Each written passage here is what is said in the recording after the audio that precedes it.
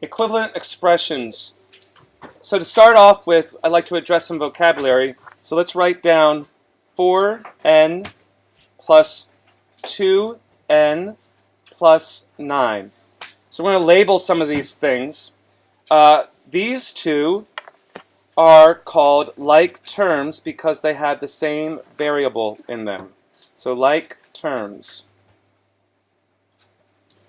We also call the numbers in front of our letters or variables, like 4 and 2, we call coefficients.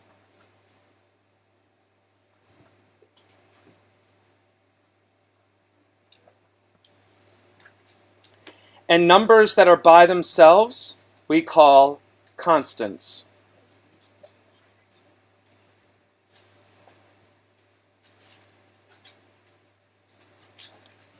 Each three of these, 4n, 2n, and 9, are all terms. There are three of them. Those are three terms, as it's written. But there's ways that we can combine terms and make equivalent expressions. So for example, remember with numbers, we have 3 plus 3. We know 3 plus 3 is the same thing as 2 of those 3's, which we can simplify to be 6. Notice how this 3 and 3 got replaced by saying there's 2 of those 3's. So the same rule applies to variables. So we have x plus x. Well, I can say that there are 2 x's. And remember, when we have a number next to a variable, that's multiplication. Just like this number 2 is next to this number 3, there are 2 x's. So 2 times x. So one more example in terms of numbers and variables, we can address the same methodology with 2 variables.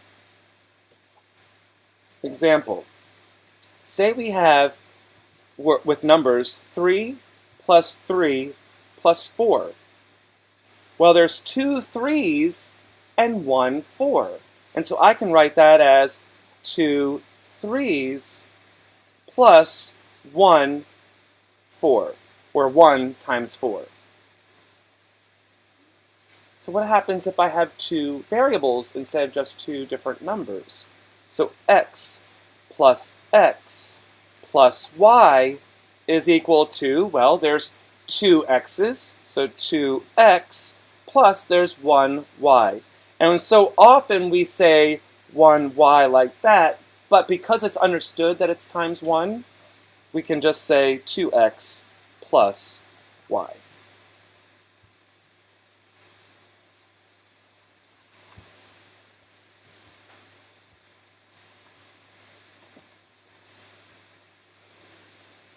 Two expressions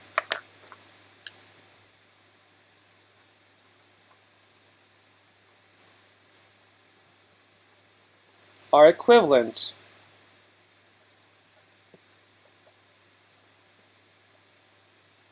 when the expressions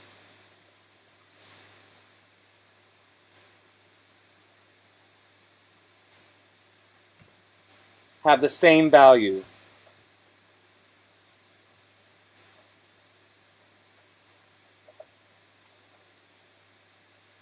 No matter what value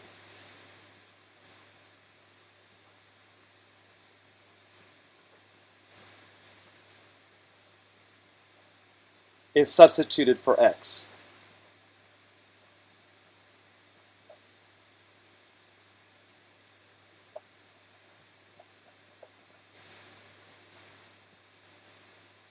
Example, 24x is equal to 4 times 6x.